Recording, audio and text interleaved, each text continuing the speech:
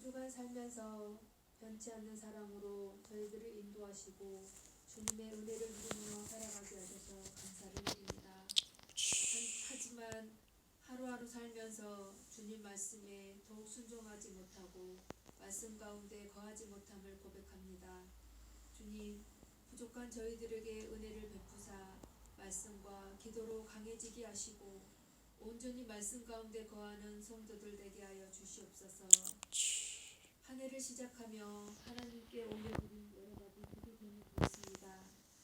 한 해 동안 말씀을 붙들고 기도하게 하시고 또한 마음에 품은 기도 제목들을 붙들고 기도하게 하셔서 올 한 해 온전히 주님의 은혜를 누리며 살아가는 한 해가 되게 하여 주시옵소서. 이 시간 말씀을 위해 다니엘 사신 목사님을 위해 기도합니다. 새해에는 더 큰 능력과 영성을 부어주셔서 우리를 이끌어 가실 때에 부족함 없게 하시고 말씀 가운데 충만한 은혜가 임할 수 있도록 축복하여 주시옵소서. 말씀을 받는 이 시간 온전히 마음문을 열고 주님 말씀은 아멘으로 받는 시간 되게 하여 주시옵소서. 예배의 시종을 주님께 맡기오며 살아계신 예수님의 이름으로 기도 올려드렸사옵나이다. 아멘. 하나님의 말씀 히브리서 13장입니다. 하나님의 말씀 히브리서 13장입니다.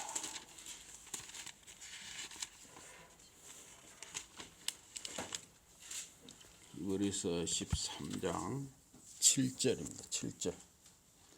히브리서 13장 7절.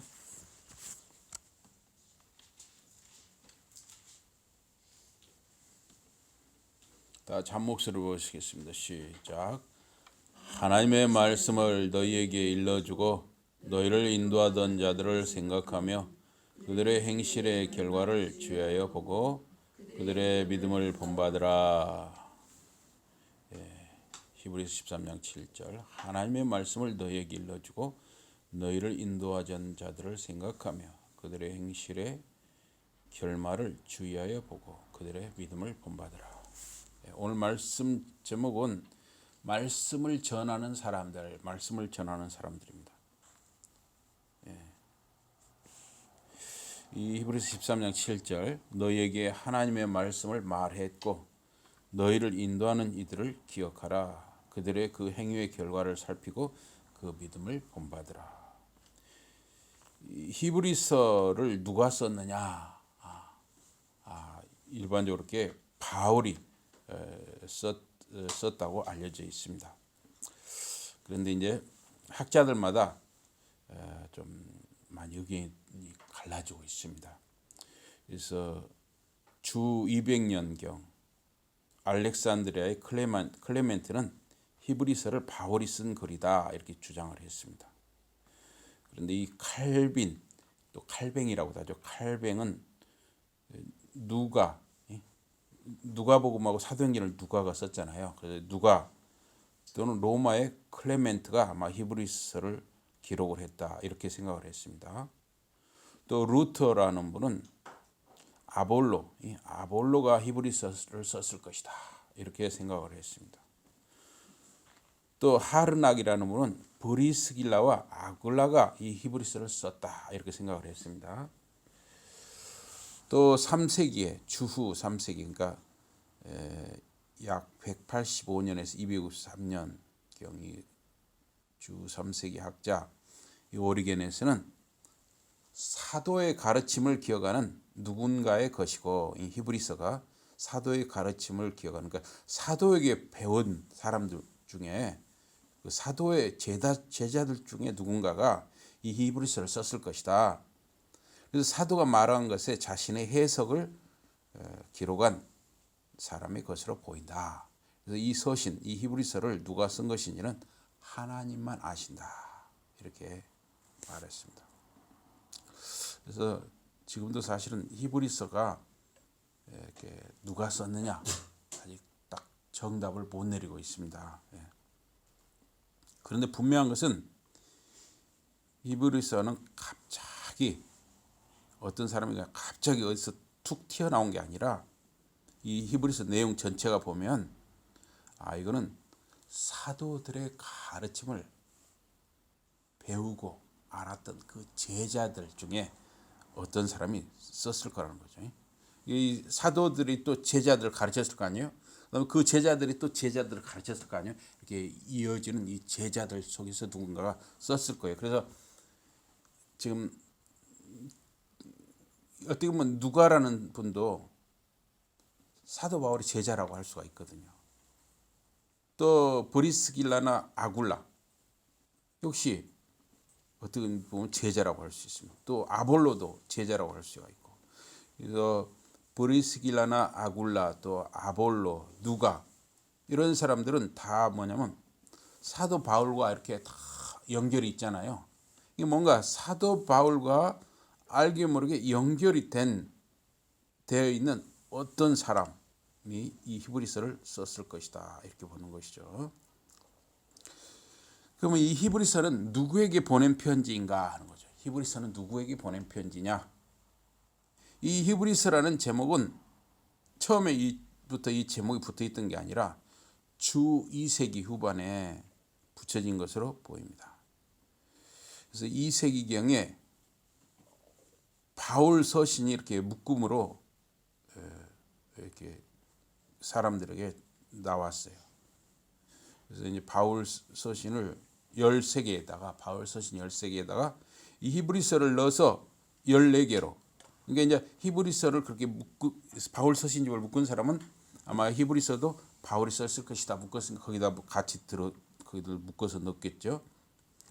그래서 이 히브루스 히브리인들이라는 말은 유대인들이거나 유대인 출신 그리스인들을 지칭한다고도 할 수 있습니다. 또 헬라인들과 반대되는 말이기도 합니다. 사도행전 6장 1절에 보면은 헬라파 유대인들이 히브리 사람들을 원망했다고 했어요.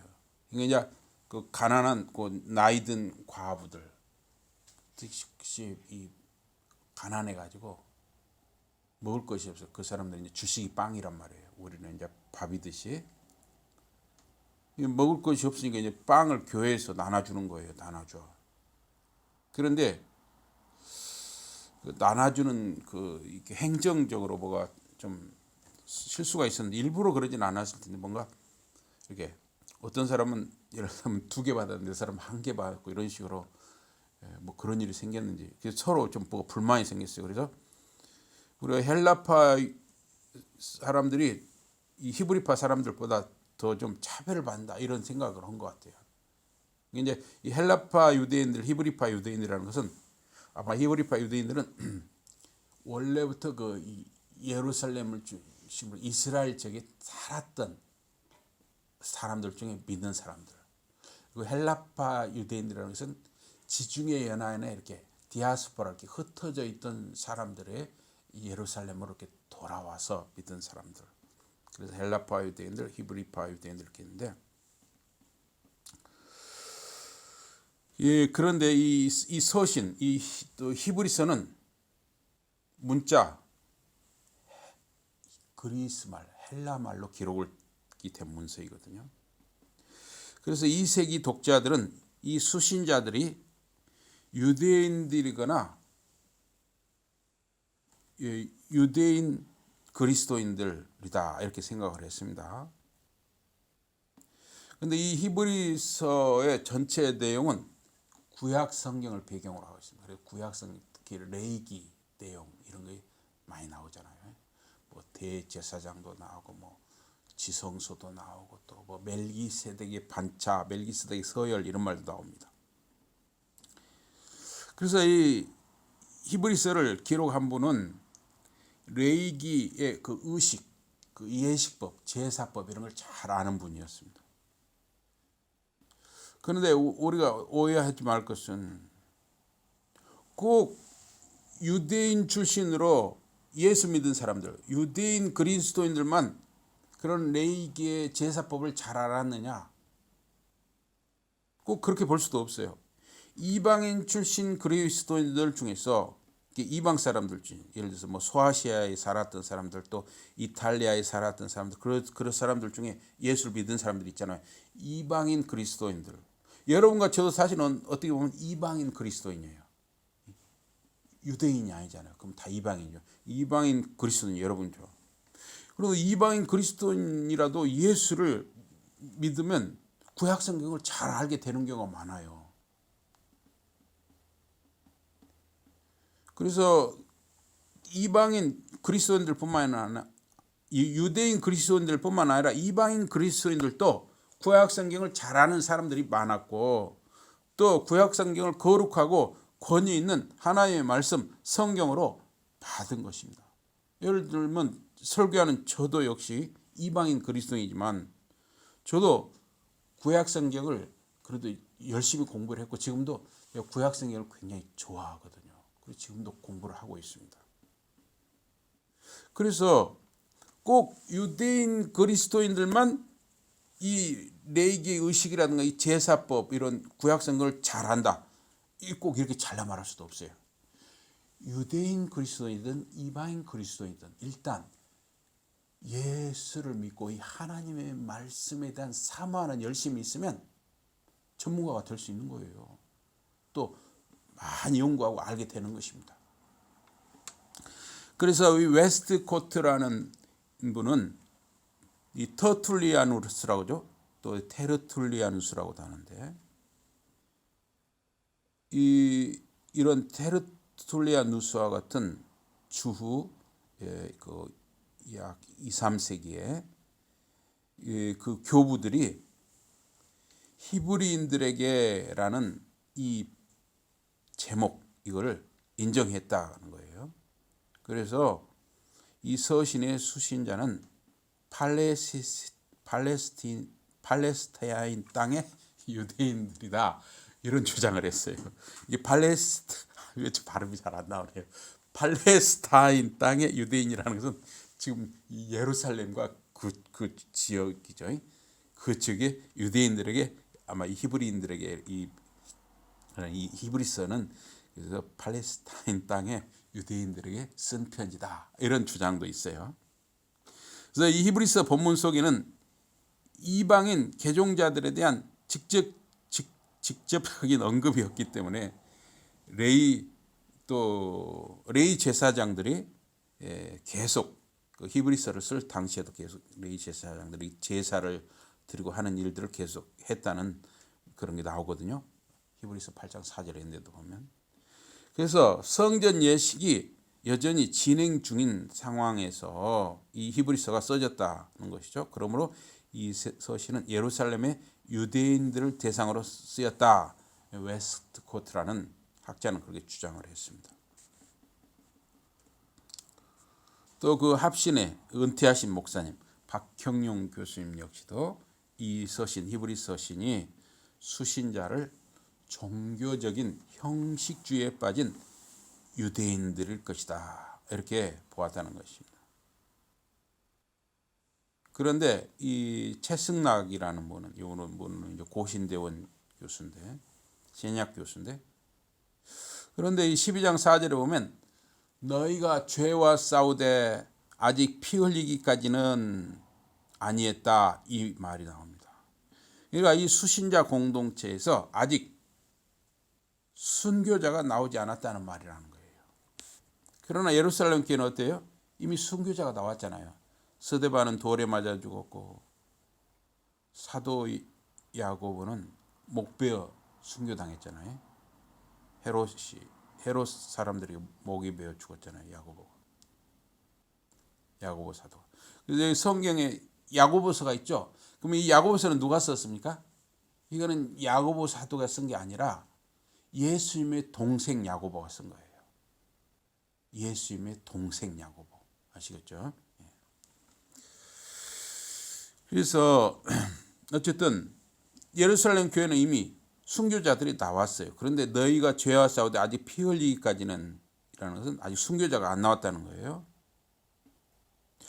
그래서 이 최승락 교수는 히브리서 수신자를 예루살렘 교회로 보는 것은 어색하다 이렇게 또 주장을 합니다. 13장 24절에 보면 우리 13장 24절 한번 읽어보실까요? 13장 24절 다 같이 한번 보시겠습니다. 13장 24절.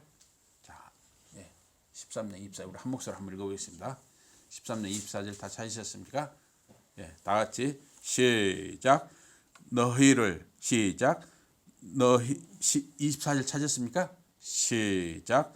너희를 인도하는 자들과 및 모든 성도들에게 문안하라. 이달리아에서 온 자들도 너희에게 문안하느니라 그랬죠. 그래서 여기 이달리아에서 온 자들이 누구냐 하면 바로 브리스길라와 아굴라를 가리키는 것입니다. 이게 사도행전 18장 2절에도 나오는 말씀이거든요. 그래서 이 클라우디오 황제, 클라우디우스 황제의 칙령으로 로마에서 쫓겨난 브리스길라와 아굴라 부부, 이 사람들을 이달리아에서 온 자들이라고 한 것이죠. 그래서 이달리아에서 온 자들, 곧 로마 출신 사람들이 히브리서 저자와 함께 문안 인사를 보낸다는 것은 이들이 수신자들과 친밀한 관계라는 것을 나타내는 것입니다. 따라서 이 최승락 교수는 이 서신이 로마를 향하고 있다. 그러니까 아마 로마에 있는 그리스도인들에게 쓴 편지가 바로 이 히브리서다. 또 이렇게 추정을 합니다. 그런데 여기에도 또 의문이 있어요. 이건 이제 제가 좀 반론입니다. 사도행전 18장 2절에 보면 클라우디우스 황제가 모든 유대인을 명해서 로마에서 떠나라고 칙령을 내렸잖아요. 그래서 이 칙령 때문에 브리스길라와 아굴라 부부도 로마를 떠나서 고린도에 왔고 거기서 바울을 만났단 말입니다. 그렇다면 브리스길라와 아굴라뿐만 아니라 로마에 유대인들이 남아있을 수 없지 않느냐, 로마 교회가 존재할 수 없는 것이 아닌가, 이런 의문이 있는 것이죠. 여러분 어떻게 생각하세요?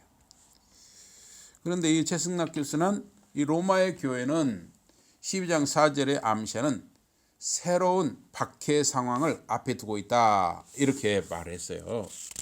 12장 4절에 보면 뭐라고 되어 있냐면 너희가 죄와 싸우되 아직 피 흘리기까지는 대항하지 아니하고 그랬죠. 그러면 장차 이 피 흘리기까지 대항하는 일, 순교자가 나올 만한 그런 위험한 상황이 곧 닥칠 수 있다, 이런 암시가 되는 것이죠. 10장 32절에도 보면 전날에 고난의 큰 싸움을 견뎌낸 경험이 있었다 그랬어요. 그래서 이것이 바로 클라우디우스 황제 때 일어난 유대인 축출 사건, 유대인들은 다 로마에서 떠나라 한 이런 고난을 말하는 것이다, 이렇게 보기도 합니다. 그러나 과연 클라우디우스 황제 때 유대인 축출 사건, 유대인들을 다 쫓아내는 사건 때 유대인들이 다 로마를 떠난 것이든지 유대인들의 얼마는 그대로 로마에 남아 있었는지 알 수가 없단 말이에요. 그래서 이 히브리서가 꼭 로마에 있는 사람들에게 보낸, 로마에 있는 신자들에게 보낸 편지냐, 꼭 이렇게 우리가 탐정 짓기도 어렵지 않느냐 하는 것이죠. 그런데 이 분명한 것은 이 히브리서 수신자 또는 청중이라고도 하는데 그거는 가정교회로 보는 것이죠. 가정교회. 그러니까 지금처럼 이렇게 어떤 건물이 지어진 데서 예배를 드린 것이 아니라 초대교회 당시에는 어떻게 했냐면은 가정에서 모인 거예요. 가정에서. 그럼 대개 얼마나 모였느냐? 대개 한 15명, 많아야 20명. 그러니까 15명이나 20명. 이렇게 2가정, 3가정 또는 4가정, 이렇게 아주 작은 숫자가 가정에서 모여서 교회로 모였다 하는 것이죠. 그래서 이 히브리서 저자는 이 청중, 이 히브리서 편지를 받는 이 사람들을 개인적으로 알았고 그들을 곧 방문할 것을 고대로 했어요. 그래서 13장 19절에 보면 내가 속히 너희에게 돌아가도록 너희 기도함을 더욱 원하노라. 그러니까 서로 아는 거죠. 내가 너희들한테 꼭 다시 가고 싶으니까 너희가 좀 나를 위해서 기도해달라, 그런 것이죠.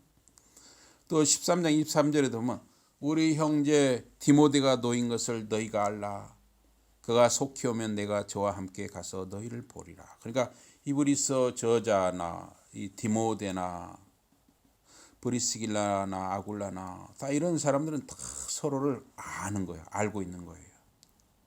그래서 이 가정교회는 어디에 있었느냐? 사실 이 가정교회는 예루살렘에 있던 교회들, 또 어떻게 보면 다 가정교회들이라고 할 수 있습니다. 또 이스라엘 팔레스타인 위쪽으로 가면 레바논이 있고 거기 또 위에 시리아가 있잖아요. 그 시리아에 수리아 안디옥이라는 곳이 있어요. 또 이 수리아 안디옥이라든가 지금 소아시아, 지금 터키 지역이죠.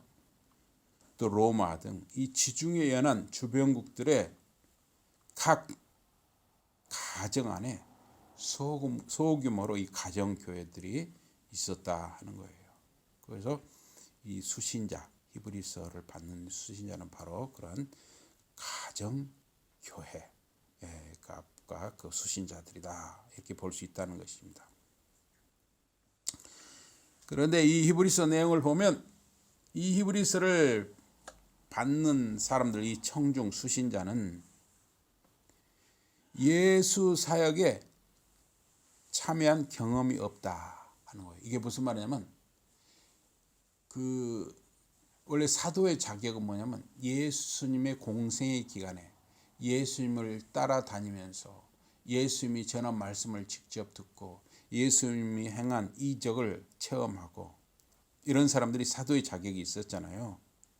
이 히브리서 수신자들은 그런 사람들이 아니고 예수님 당시에 예수님의 말씀을 들은 적도 없고 한 달이 걸려서 한 달이나 두 달을 걸쳐서, 그러니까 그 예수님의 제자들을 통해서 전한 말씀을 들었거나 또는 그 제자들의 제자들을 통해서 전한 말씀을 듣고 믿음을 가진 사람들, 바로 이런 사람들이 이 히브리서 수신자들이라는 거예요. 그래서 2장 3절에 보면 예수를 들은 자들이 그 전한 말씀에 반응을 했다 그랬어요. 그리고 그들 그 말씀을 들은 사람들이 믿음에 이르렀다 하는 거죠. 그래서 말씀이 전해지면은 그 복음의 능력이 성령의 역사로 나타나는 것이죠. 그래서 하나님의 선한 말씀과 내세의 능력을 맛보는 것이죠. 하나님의 말씀을 들으면 그 하나님의 선한 말씀과 내세의 능력을 맛보는 것입니다. 그래서 우리 주님 예수 그리스도께서 계속 말씀을 전하셨고 말씀을 선포하셨고 또 행하셨죠. 고대 이스라엘처럼 이 신약교회 그리스도인 회중은 계시의 행위에 의해서 그 교회가 시작된 것입니다. 다시 말하면 그 복음을 그 공동체, 그 교회에 처음 전한 자들은 그들의 첫 지도자들로서 그들과 함께 머물렀다. 그래서 오늘 본문에 그렇게 써져 있죠. 히브리서 13장 7절. 하나님의 말씀을 너희에게 일러주고 너희를 인도하던 자들을 생각하며 그들의 행실의 결말을 주의하여 보고 그들의 믿음을 본받으라. 그러니까 히브리서 편지를 받는 이 청중들, 이 교회에 하나님의 말씀이 전해졌고 그들과 그 처음에 복음을 전한 사람들 그들과 함께 생활하면서 그들의 교회 지도자로 거기에 함께 했다 하는 것이 되죠. 그래서 이 말씀을 전하는 자들의 권위는 그들이 선포한, 그들이 전한 구원의 말씀에 있었다는 거예요. 계시는 하나님이 드러내 보여주시는 것만큼 우리 사람이 아는 것입니다. 이 계시, 하나님의 비밀은 우리 사람이 알 수가 없는 거죠. 하나님이 보여주시는 만큼만 우리가 알 수가 있는 거예요. 계시는 하나님이 우리에게 보여줘요. 그런데 아무에게나 그 계시를 보여주시는 것이 아니라 하나님이 불러주신 사람들, 예를 들면 모세라든가 또 세례 요한이라든가 하나님이 부른 사람들을 통해서 하나님이 그 계시를 주시죠. 그러면 그 계시를 받은 사람들이 그 계시를 또 다른 사람들에게 전하는 것이죠.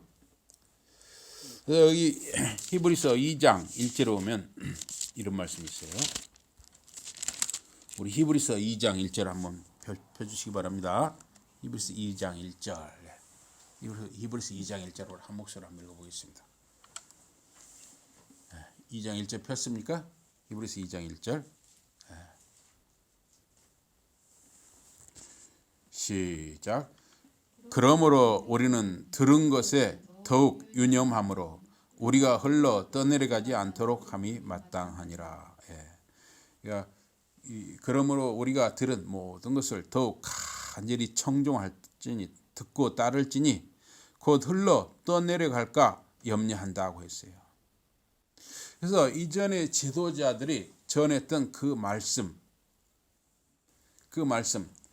이 히브리서를 받은 이 청중들, 그 교회에 전해진 이 말씀이 그 공동체 구성원들에게 처음에는 그 사람들이 아주 뜨겁게 그 말씀을 받았는데 좀 시간이 지나니까 그 공동체 구성원들, 지체들, 그 교인들이 약간 이 말씀에 대해서 반응이 좀 식은 거예요. 식었어요. 좀 위기 상황이죠. 그래서 2장 1절에서 4절은 그걸 권면하는 거예요. 그들의 현재 상황에 대해서 청중에게 전달을 합니다. 그 청중에게 경고하고 다급한 목회적인 호소를 하고 있습니다. 너희들이 그렇게 나태하게 하나님의 말씀에 소홀히 하고 나태하게 지내면은 너희들이 그 믿음에서 떠내려갈 수가 있다. 흘러 떠내려갈 수가 있다. 정신 차려라 하는 식으로 지금 목회적으로 다급하게 권면한다는 거예요. 그래서 우리가 이 읽은 말씀, 본문 말씀 히브리 13장 7절 너희에게 하나님의 말씀을 말했고 너희를 인도하는 이들을 기억하라. 그들의 그 행위의 결과를 살피고 그 믿음을 본받으라. 처음 너희한테 이 말씀을 전했던 사람들을 너희들이 잊지 말아라. 기억해라. 그리고 그들의 그 삶을 보고 그들의 믿음을 본받아서 너희들도 말씀을 사모하고 더 믿음을 굳세게 하라 하고 권면하는 거예요. 그래서 그 공동체에 하나님의 말씀을 전한 처음 지도자들과 또 현재 지도자들이 그 사이에 바뀌었을 수가 있단 말이죠. 현재 지도자들의 권위를 존중하라는 것이죠. 가정교회 지체들은 그들의 처음 지도자들을 계속 기억하도록 권면받습니다. 그 이유는 그들이 하나님의 말씀을 전한 자들이기 때문입니다. 그래서 이 사도행전 15장 22절을 보면 이렇게 되어 있어요. 유다나 바사바, 실라는 형제들 중에 지도자들인데 예루살렘 교회는 이 인도자 또는 지도자 바사바 유다, 이게 바사바라고도 하는 바사바라는 이름이 두 개였던 것 같아요. 바사바 유다와 실라를 바울과 바나바와 함께 안디옥으로 보냈다 그랬습니다. 이 안디옥은 수리아 안디옥이죠. 지금 시리아에 있는 그 안디옥. 그래서 이 공동체의 지도자는 어떠한 마음 자세로 교회 성도들을 지도하는가? 누가복음 22장 6절이 기본이었습니다. 누가복음 22장 6절, 누가복음 22장 26절을 제가 읽겠습니다. 그러나 너희는 그렇지 않으니 너희 중 큰 자가 어린 자 같고 다스리는 자는 섬기는 자 같다 그랬어요. 다시 한번. 그러나 너희는 그렇지 않으니 너희 중 큰 자가 어린 자 같고 다스리는 자는 섬기는 자 같다. 일반적으로 세상의 지도력은 군림하는 것이죠. 군림하는 거예요. 그래서 뭐 대통령이 되었다 또는 무슨 하여튼 높은 자리에 올랐다 하면 사람이 이렇게 딴 사람처럼 변하는 수가 있잖아요. 그러나 주님께서는 제자들의 발을 씻기는 등 섬김의 지도력을 가르쳤습니다. 그래서 히브리서 13장 7절에 이 지도자, 이걸 헬라어로는 호헤구메노스라고 그래요. 그 믿음의 공동체 안에서 이 호헤구메노스, 이 지도자는 섬기는 자라는 말과 같아요. 호디아코는 섬기는 자. 그래서 교회의 지도자는 군림하는 자가 아니라 섬기는 자라는 거예요. 섬기는 자. 이것이 바로 교회를 이끄는 지도자의 모습이라는 것입니다. 그런데 지도자는 그러면 교회를 무엇으로 섬기느냐? 하나님의 말씀을 전하는 것입니다. 지도자는 하나님의 말씀을 전하는 거예요. 뭐 장사한다든가 뭐 어디 집을 짓는다든가 이게 아니라 지도자는 하나님의 말씀을 전하는 거예요. 말씀을 전하는 거예요. 그게 바로 섬기는 거예요. 그래서 지도자의 권위는 어디서 오느냐? 말씀을 전함으로, 말씀을 선포한 그 결과로 권위가 오는 것입니다. 말씀을 전하는 것, 이 하나님의 말씀을 전하는 것은 공동체 설교자, 그 교회의 설교자와 선교사의 공통된 사명인 것입니다. 그래서 초대교회에서 안수집사를 세우기 전에 사도들이 아마 가난하고 나이든 과부들, 그들의 빵을 나눠주는 일에 관여한 것 같습니다. 그래서 모르겠어요. 직접 이 사도들이 처음에는 그 가난한 과부들에게 빵을 같이 직접 나눠 주었을 수도 있죠. 그런데 앞에 말씀드린 것처럼 헬라파 유대인들과 히브리 유대인들 과부 사이에 불평이 생겨났습니다. 이에 기도하고 안수집사를 세웠죠. 안수집사들을 세웠습니다. 그러면서 사도들이 이 안수집사들을 세우면서 한 말이, 기도하는 것과 말씀을 섬기는 것, 말씀을 섬긴다는 그 말씀을 연구하고 전하는 거겠죠.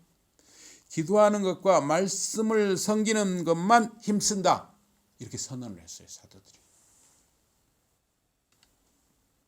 이 사도들 베드로, 요한이 백성에게 예수 부활과 복음을 전했습니다. 이에 제사장들과 성전 맡은 자, 또 사두개인들이 사도들을 감옥에 가두었습니다. 그런데 말씀을 들은 사람 중에 믿는 남자의 수가 약 5천 명이나 되었어요. 그럼 남자가 5천 명이면 여성들, 어린이들, 노인들을 합하면 훨씬 많은 수가 믿었겠죠. 사도행전 4장에서. 그래서 이 베드로와 요한을 밤새 감옥에 가둬놨다가 다음날 대제사장 안나스, 또 가야바, 대제사장 문중이 참여해서 사도들을 가운데 세우고 물었어요. 일종의 재판을 한 거죠. 사도들은 거기서 담대히 말했습니다. 나사렛 예수를 믿어야 구원을 얻습니다 하고 담대히 말했어요. 그러니까 그 제사장 그룹 그런 사람들이 이 사도들을 위협하고, 너희들이 예수를 전하지 말라 이런 식으로 위협하고, 너희들이 예수를 또 전하면 또 가둔다 이런 식으로 위협을 하고 놓아주었습니다.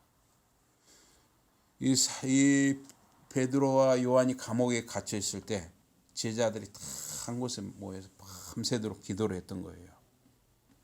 그래서 이제 사도들이 놓여놔서 그 모여 있는 제자들에게 와서 보고를 한 겁니다. 선교 보고를 한 거죠. 그때 합심해서 그들이 기도를 했어요. 그 기도한 기도 제목은 뭐냐면 담대히 하나님의 말씀을 전하게 해주십시오. 이게 기도 제목이었습니다. 담대히 하나님의 말씀을 전하게 해주십시오. 그게 기도 제목이었던 것입니다.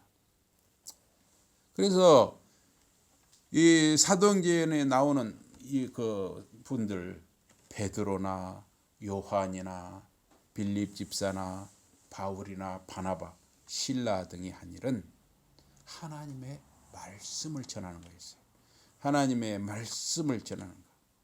그래서 교회의 지도자는 청중에게, 그 신자들에게 신뢰할 만한 구원의 메시지를 전하는 거. 이 바로 교회의 지도자의 사명이라는 것입니다. 그래서 히브리서 2장 3절에 보면 구원의 말씀은 주님이 우리 주님 예수 그리스도께서 말씀하시기 시작하셨다는 것입니다. 그래서 이 큰 구원을 소홀히 하면, 이 큰 구원을 무시하면 우리가 어찌 피하랴? 어찌 화를 피하랴 하는 것이죠. 주를 통하여 말씀하신 것을 처음에 받고 들은 것들이 우리에게 확증되었다 하는 것입니다. 그래서 오늘날에도 목사와 선교사 등 복음을 전하는 자들도 다른데 신경을 쓰면 안 되는 것이죠. 물론 이제 다 생활을 하니까 조금씩 뭐 이렇게 신경을 써야겠죠. 그러나 가장 중요한 것은 말씀을 섬기고, 다시 말하면 말씀을 연구하고 전하는 것, 그리고 기도하는 일. 말씀을 섬기고 기도함으로써 목사나 선교사, 복음 전하는 자들의 권위가 세워진다 하는 거예요. 우리 일반 신자들도 마찬가지예요. 일반 신자들도 말씀을 읽고 묵상하고 말씀을 섬기면은 은혜와 복을 얻는 것입니다. 가장 기본적인 것은 결국은 말씀에서 은혜와 복이 나오는 거예요. 말씀을 섬기고 말씀을 사모하고 기도하는 가운데서 권위도 나오고 은혜도 나오고 복도 얻는 것입니다. 그래서 여러분과 제가 또 여러분의 자녀들, 자손들이 말씀을 섬기고 기도하는 일에 헌신하는 2023년이 되기를 주님의 이름으로 축복합니다. 아멘. 우리 기도하시겠습니다. 하나님 아버지, 사랑하는 우리 성도님들을 지금까지 붙들어 주시고 은혜 베풀어 주신 것을 감사합니다. 사랑하는 우리 성도님들과 자녀들, 자손들을 2023년에 또 더욱 은혜 주시고 복 주시고 함께하여 주시옵소서. 사랑하는 우리 성도님들과 가정, 자녀들, 자손들이 하나님의 은혜와 복을 받기 위해서 가장 기본적인 것, 가장 근본적인 것, 하나님의 말씀을 사모하게 하시고 하나님의 말씀을 가까이 하게 하시고 하나님의 말씀을 듣기를 사모하고 기도하기를 사모하는 사랑하는 성도님들과 저와 자녀들, 자손들이 다 되게 하여 주시옵소서. 예수 이름으로 감사 기도드리옵나이다. 아멘. 우리 찬송하시겠습니다. 찬송 503장입니다. 찬송 503장. 찬송 503